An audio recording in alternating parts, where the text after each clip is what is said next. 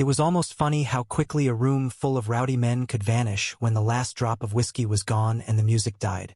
1 second it was laughter and drunken chants, the next it was silence eerily heavy, like someone had sucked the oxygen out of the night. Except for him. The one person I had sworn I'd never see again. Ethan. I hadn't said his name out loud in years, but the sound of it still hurt in my chest. He stood at the far end of the backyard, his shoulders leaning against the fence as though he belonged nowhere and everywhere at once. His eyes found mine through the mess beer bottles scattered like casualties, streamers drooping like forgotten promises, and I felt every unspoken word between us slam into me at once. God, of all people. Everyone else had disappeared, slipping away into the night after Jake's bachelor party wound down. My best friend, my brother in everything but blood, had just left me with him. Maybe it was intentional. Maybe it was cruel fate. Or maybe the universe just had a fucked up sense of humor. Some party, Ethan said finally, his voice cutting through the quiet. He had that same sarcastic bite, the one that used to drive me insane in college. Except now it didn't just irritate, might broke me a little, because behind it I could hear the exhaustion. I swallowed hard. Yeah, guess no one sticks around when the free booze is gone. He smirked, but his eyes softened for a fraction of a second. Guess not. For a moment I hated how natural it felt, standing there in silence with him, the way the world seemed to shrink until it was just the two of us again. I hated it because I'd ruined that once. I had torn it apart with my own selfishness, my fear, my inability to face what we had. And now he was here, and I didn't know if I was supposed to apologize or just keep pretending the past never happened. The night air was cool, the faint hum of distant traffic the only reminder we weren't in some dream. My hands itched to do something, shove themselves in my pockets, light another cigarette, maybe even reach for him the way I used to when no one was watching. Instead, I just stared at the ground. You look the same, Ethan said suddenly. His voice was steady, but I caught the flicker of something deeper, resentment, maybe, or nostalgia he couldn't quite kill. I let out a laugh, sharp and humorless. That's a lie. We're pushing 30. Nothing looks the same. He tilted his head, his gaze sliding over me in a way that made my pulse trip. No, you're still you. Stubborn, cocky, pretending you don't feel anything when you clearly do. That one hit. I felt it in my gut. I'm not pretending, I said, too fast, too defensive. Ethan just raised an eyebrow, that infuriating little half-smile tugging at his lips. Sure. And there it was, the same dance we'd done 100 times before, back when the stakes were lower and the nights were filled with reckless kisses behind locked doors. Back when I thought I had forever to figure myself out, before I shattered us with words I can never take back. Why are you even here? I asked finally, harsher than I intended. You don't even like Jake. Ethan's expression flickered, just enough for me to see the truth before he masked it. He asked me to come. Said it would mean something to you. My throat tightened. Damn it, Jake. We stood there for what felt like forever, the silence heavier than the mess around us. And then, without warning, Ethan stepped closer. Not much, just a few feet, but it was enough to make my chest tighten. Do you ever think about it? He asked, low, almost reluctant. My stomach dropped. About what? He didn't answer right away. He just looked at me, really looked at me until I felt stripped bare under his gaze. About us. I wanted to lie. God, I wanted to tell him no, that I'd buried it so deep it didn't matter anymore. But the truth was clawing its way up my throat, raw and undeniable. Every damn day, I admitted. Ethan's breath hitched, barely audible, but I caught it. And for the first time in years, the wall between us cracked. The thing about regret is it never really leaves you. It lingers, a ghost that shows up when you least expect it, reminding you of all the ways you failed. And standing there with him, I realized just how much of my life had been built around avoiding that ghost. But now there was nowhere to run. Ethan's eyes glistened under the dim light, and for a terrifying, beautiful moment, I thought he might step closer, close the distance, remind me what it felt like to have his hand in mine. Instead, he shoved his hands in his pockets and gave a short, sharp laugh. You don't get to say that, you know, he said. Not after what you did. And there it was, the truth, the wound still raw even after all this time. I opened my mouth to respond, but no words came out, because he was right. That was the cruel irony of it all. The person who had once made me feel most alive was also the one I had hurt the most. And now, after years of silence, the universe had put us back in the same backyard, surrounded by the wreckage of a party that was supposed to be about someone else's happiness. But maybe this wasn't an accident. Maybe this was the night I finally had to face what I had done. And maybe, just maybe, it wasn't too late. The night pressed down on us, thick with all the words I had swallowed for years. Ethan stood in front of me, shoulders squared, eyes fixed on me like I was both the problem and the solution he couldn't stop reaching for. He was right, I didn't get to say I thought about us. Not after how I'd left him standing in the rain outside that crumbling apartment 6 years ago. Not after the voicemail I'd never answered, the letters I'd pretended never came, the silence I had used like a knife. I know, I whispered finally, and the words tasted like blood in my mouth. I don't get to say it, but it's the truth. Ethan's jaw flexed, and he laughed a bitter, broken sound that had nothing to do with humor. You don't get points for honesty, Ryan. Not with me. I should have walked away right then. Should have let the night end the way it began, with regret and unspoken things. But my feet stayed planted. My heart, traitorous and relentless, refused to let him disappear again. You think I don't hate myself for it? I said. My voice cracked, louder than I intended, sharp enough that he flinched. You think I haven't replayed that night 1,000 times in my head, wishing I'd stayed, wishing I'd chosen you instead of my fucking fear? The silence that followed was brutal. His eyes softened just enough for me to see the storm underneath. You could have called, he said quietly. Just once. Even if you didn't know what you wanted, you could have given me something. I closed my eyes. The memory of my own cowardice burned me alive. I had been 23, too scared of what people would say, too scared of the man I was becoming. And Ethan had been brave enough to love me anyway. But I had left him in the cold. The backyard felt smaller by the second, the distance between us unbearable. I'm sorry, I said. 2 words, pitifully small, useless against the weight of years. Ethan shook his head. You don't get to throw that at me now, like it fixes anything. I'm not trying to fix it, I said, desperation spilling out of me. I need you to know I never stopped. Don't, he snapped, his voice trembling now. Don't you dare finish that sentence. You don't get to tell me you still love me, Ryan. Not when you chose silence over me. Not when you let me think I meant nothing. My chest caved in. For a long moment, neither of us moved. The string lights above flickered faintly, one bulb dying out with a pop. The night smelled of stale beer and smoke, and beneath it all, the faint cologne he used to wear, the same one that still haunted my pillow years after he was gone. I wanted to reach for him. God, I wanted it so badly. But my hands stayed at my sides, trembling, useless. You don't get it, I whispered. I never stopped loving you. That's the problem. I loved you so much it scared the shit out of me. Ethan's lips parted, like he wanted to argue, but no words came. For the first time that night, I saw something flicker in his eyes that wasn't anger, pain, and underneath it, that dangerous, fragile hope. Don't do this, he said, softer now. Don't stand here years later and tell me you loved me. You'll just rip me apart all over again. The wind shifted, carrying the faint sound of music from some distant house. My throat burned. My body felt like it was tearing in half. I already ripped you apart once, I said. I know that, and I live with it every damn day. But if I don't tell you the truth tonight, I'll regret it for the rest of my life. Ethan closed his eyes, his head tilting back toward the stars like he was begging the sky for strength. When he opened them again, his gaze locked onto mine with a force that pinned me in place. You don't get to decide when the truth matters, Ryan. You don't get to just show up in my life again and dump this on me. I didn't ask to see you tonight, I said, my voice breaking. But I can't let you walk away again without knowing. The silence dragged until it became unbearable. Finally, Ethan pushed off the fence, stepping toward me with a deliberate slowness that made my pulse thunder. He stopped just a breath away, close enough that I could see the flecks of gold in his brown eyes, close enough that I could feel the heat of his body. Say it, he whispered, almost daring me. My chest ached, my throat closed, but I forced the words out. I love you. I never stopped. The world held its breath. Ethan's face twisted, torn between fury and something softer.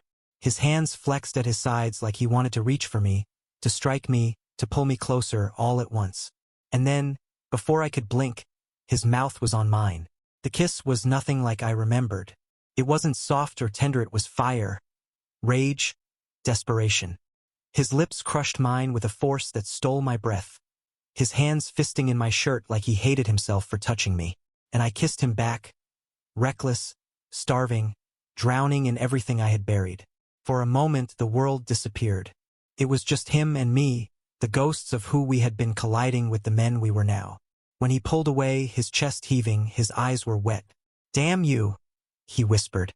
"Damn you for still having this power over me." I couldn't speak, couldn't move. All I could do was stare at him, my heart splintering in 1,000 directions. We stood there, shaking, gasping, broken, and yet I knew I wasn't letting him walk away again. "Come inside," I said, my voice raw. "Please, just talk with me. If nothing else, let me explain." He hesitated, his eyes searching mine for a lie. And then, with a sharp inhale, he nodded.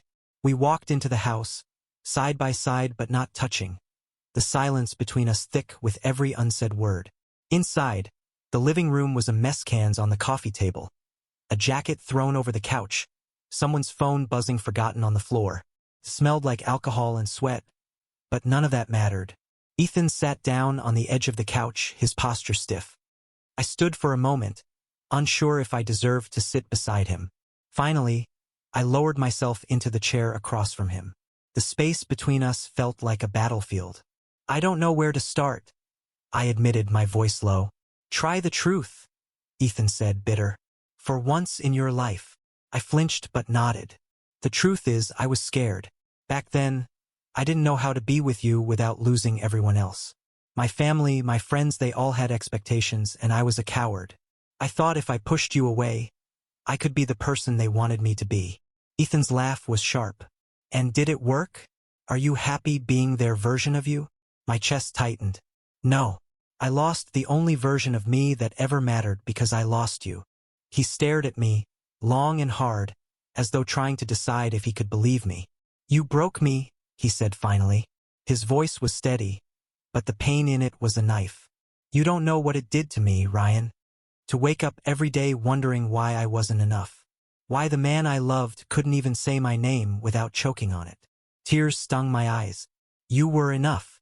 You were more than enough. It was me who wasn't." The words hung between us, raw and desperate. Ethan leaned forward, elbows on his knees, his head in his hands. He shook it slowly, like he didn't know whether to laugh or cry. "Do you have any idea?"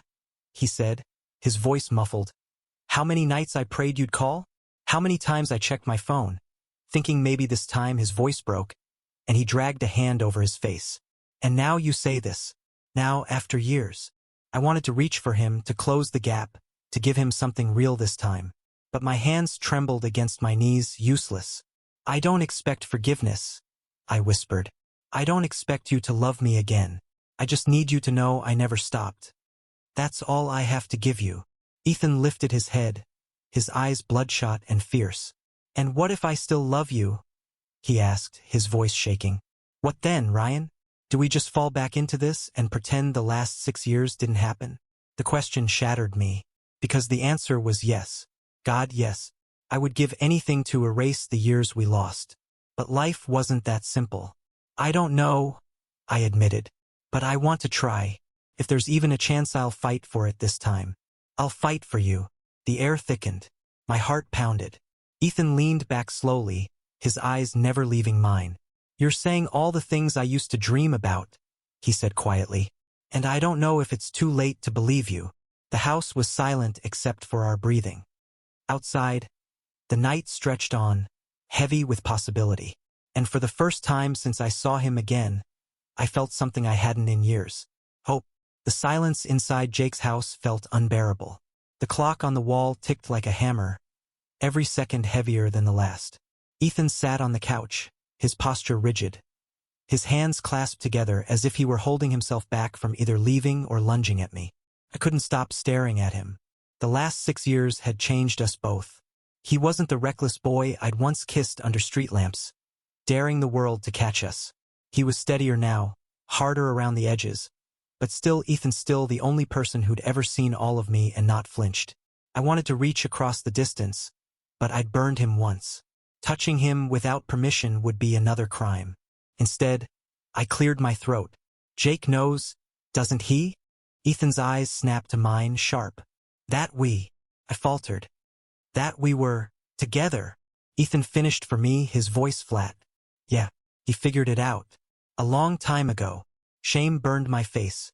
Jake was my best friend. He must have watched me ruin Ethan and stood by, waiting for me to own up to what I had done. What did he say? I asked quietly. Ethan smirked, bitter. He said I deserved better. And he was right. The words gutted me. I stood abruptly, unable to sit still under the weight of my own failures. I paced, running my hand through my hair. God, Ethan, I don't even know how to do this. How to say everything I should have said years ago. Ethan's laugh was humorless. Maybe because you never meant to say it. Maybe you're just drunk on nostalgia right now. One empty house, one messy night, and suddenly you think you're brave. I froze, turning to him. This isn't nostalgia. It's survival. You're the only thing I ever wanted, and I was too much of a coward to admit it until now. His gaze softened for just a heartbeat, then hardened again. Words, Ryan, that's all they are. And I can't afford to fall for them again. A knock at the front door made us both jump. I glanced toward it, confused. It was nearly 2 a.m. Who the hell could it be? Ethan stood, wary. You expecting someone? No, I muttered, crossing the room. When I opened the door, I found Jake standing there, slightly tipsy but not nearly as drunk as earlier. His eyes flicked from me to Ethan and back again, and for a moment the silence was deafening. Oh, Jake said, his tone careful. So this is happening. Ethan groaned, dragging a hand over his face. Jake, but Jake just raised his eyebrows. Don't Jake me. I knew if I left you two idiots alone, something would boil over. Heat rushed to my face. Jake, this isn't... Save it, he interrupted, stepping inside. He looked between us, his expression softer now. Listen, I don't care if you two kill each other tonight or fall back into bed. Just do it honestly. No more running. Ethan's jaw tightened, but he didn't speak. I swallowed hard, nodding. Jake gave us one last look, the kind only a best friend can give, equal parts warning and blessing before heading upstairs to crash. The silence that followed was suffocating. Ethan finally muttered, Even he sees through your bullshit. I know, I said, my voice barely audible. He stared at me, his eyes searching mine for weakness, for proof that this was just a game. But instead of leaving, he sat back down on the couch, exhaling shakily. Why now? He asked. Why tonight, after all these years? I lowered myself onto the chair again, leaning forward. Because this is the first time I've had the chance to say it. Because I can't keep running from you. Because watching Jake start his life with someone else made me realize I don't want to spend the rest of mine alone, regretting the one person I let slip away. Ethan's lips parted, but no words came. The air between us felt electric, dangerous. And then, without warning, Ethan said, Do you remember the first time you kissed me? My heart lurched. Yeah, behind the library after midnight. You just told me some stupid joke. And You panicked, he interrupted. You kissed me, then laughed like it was a mistake. I winced. I was terrified. Ethan's eyes softened, just slightly. You don't know what that kiss did to me. It was everything I wanted and everything I feared at the same time. And when you pulled back, when you laughed, I told myself maybe it didn't mean anything to you. It meant everything, I said fiercely. Every kiss, every moment with you, it was the only time I ever felt real. He stared at me, his eyes shimmering. Then why did you leave? The question landed like a blade. Because I thought loving you would destroy me, I whispered. But I was wrong. Losing you did. The tears came before I could stop them. I turned my face away, ashamed, but Ethan's sharp intake of breath told me he'd seen. Ryan. His voice was softer now, almost pained. I shook my head, trying to pull myself together. I don't deserve your forgiveness. I know that. But if there's even the smallest chance you can let me prove I've changed, I'll spend the rest of my life earning it. For the longest time, he didn't move, didn't speak, just stared at me with those eyes that had haunted me for years. And then, slowly, he reached across the space between us. His hand brushed mine, tentative, trembling. My breath caught. It wasn't a kiss. It wasn't a promise. It was something smaller, rawer, a touch that said maybe. I closed my fingers around his, afraid he might pull away. But he didn't. He just sat there, his hand in mine, the weight of the past pressing down on us. "You broke me," he whispered again, his voice shaking. "And I don't know if I can let you put me back together." Tears blurred my vision. "Then let me at least hold the pieces." The moment was fragile, but it was real. And for the first time that night, I felt something shift. Ethan leaned back against the couch, his hand still in mine. His thumb brushed my knuckle absently, like he didn't realize he was doing it. "Tomorrow," he said softly. "When the sun's up, when everything feels less. Are you still going to feel this way? Or is this just the booze and the nostalgia talking?" I squeezed his hand gently. "Tomorrow. The day after. 10 years from now. It doesn't change." He looked at me, his eyes shimmering with something dangerously close to belief. And then, almost imperceptibly, he nodded. The hours that followed blurred into something both tender and jagged. We talked until the night gave way to dawn. About the things we'd done in the years apart, his job in Chicago, my failed relationships, the families that didn't understand us. We laughed, once or twice, in that bitter way people laugh when the world has beaten them down but they're still standing. And at some point we ended up closer. Our shoulders touched, then our knees. By the time the first light of morning crept through the blinds, Ethan's head rested against my shoulder, his breathing slow and steady. I didn't dare move. For the first time in 6 years, I felt whole. But the world wasn't going to make this easy, because Jake's wedding was only 2 days away. And nothing about standing beside him, pretending like my life hadn't just cracked open again, was going to be simple. Especially not with Ethan there. Especially not with the truth finally out in the open. The wedding morning dawned with sunlight so bright it felt cruel. I stared at my reflection in the hotel bathroom mirror, dressed in the tuxedo Jake had picked out for his groomsmen. My tie was crooked, my eyes bloodshot, and no matter how many times I told myself to breathe, my chest refused to loosen. Today wasn't about me. It was about Jake and his bride, about vows and promises and family gathered to celebrate. But every part of me was bracing for one thing only, Ethan. Last night, the weight of him sleeping against my shoulder had felt like grace. But the morning brought reality, the guests, the eyes, the questions we could never escape. Would he even look at me? Would he regret every word we'd spoken in the dark? A knock on the door jolted me from my thoughts. Jake stepped in, dressed sharp, grinning nervously. "Ready to play best man?" I tried to smile. "As ready as I'll ever be."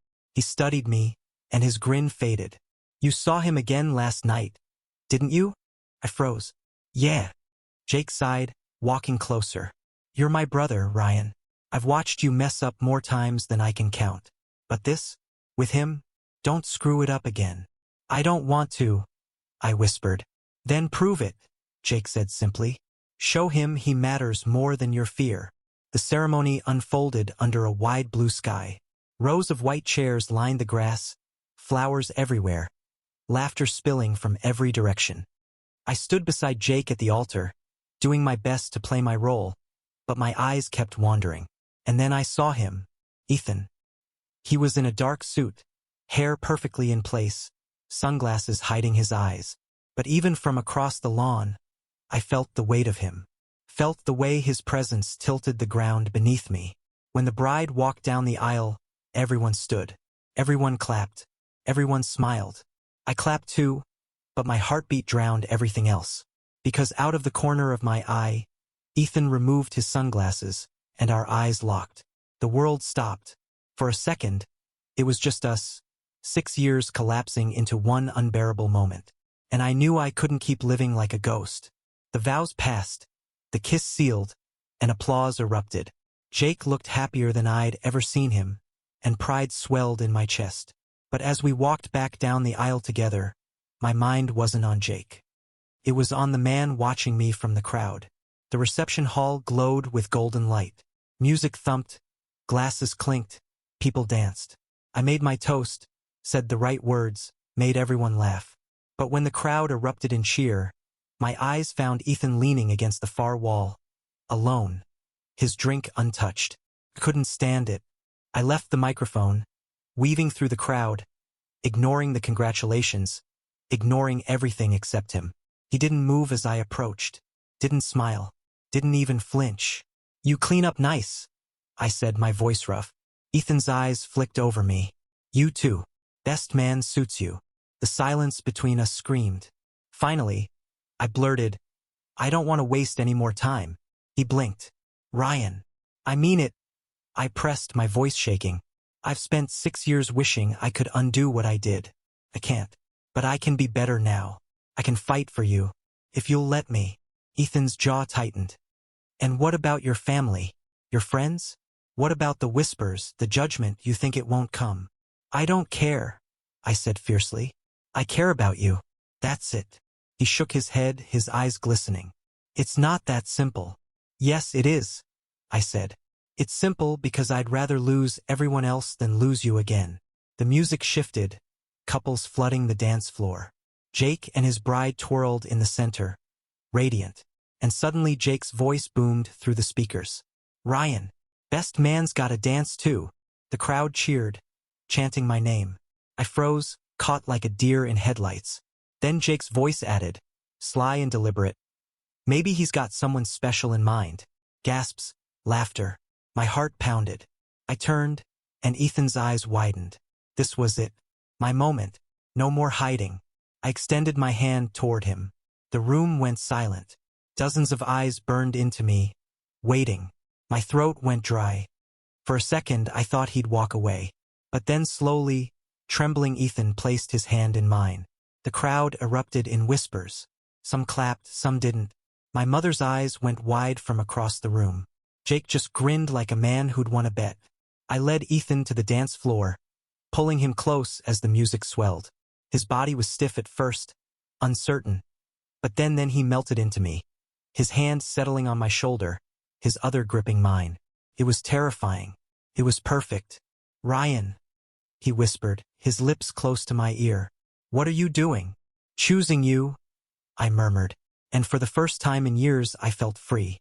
We danced, slow and shaky, under the eyes of everyone who mattered and everyone who didn't. My heart hammered, but I didn't let go. I wouldn't let go. By the second chorus, Ethan's head rested against mine, his breath uneven. I knew what it cost him to trust me again. I knew it wasn't forgiveness, not yet.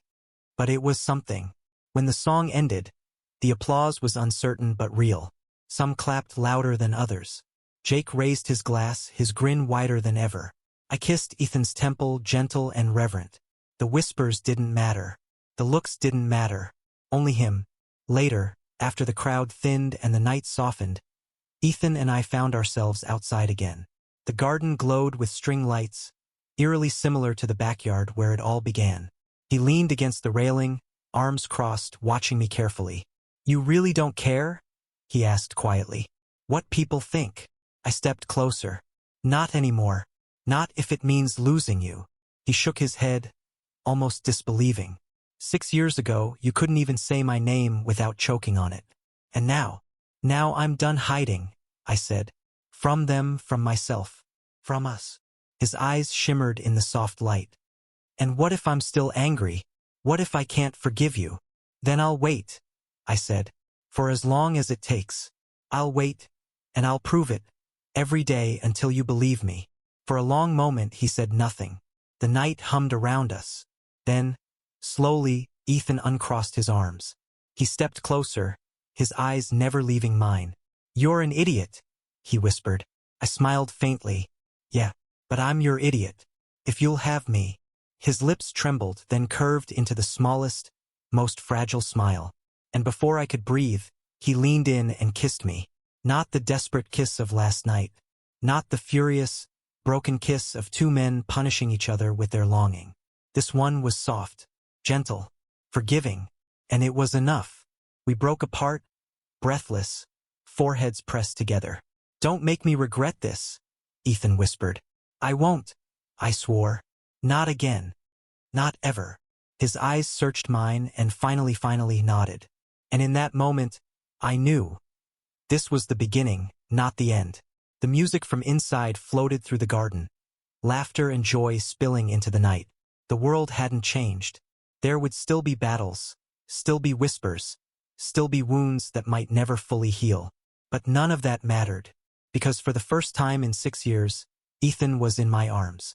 And this time I wasn't letting go. We stayed outside until the lights dimmed and the crowd faded, until the night was ours again. And when we finally walked back inside, hand in hand, I didn't care who saw. I had chosen him, and he against all odds had chosen me too. Thank you for listening. If you find it interesting, please like and subscribe to follow the next stories.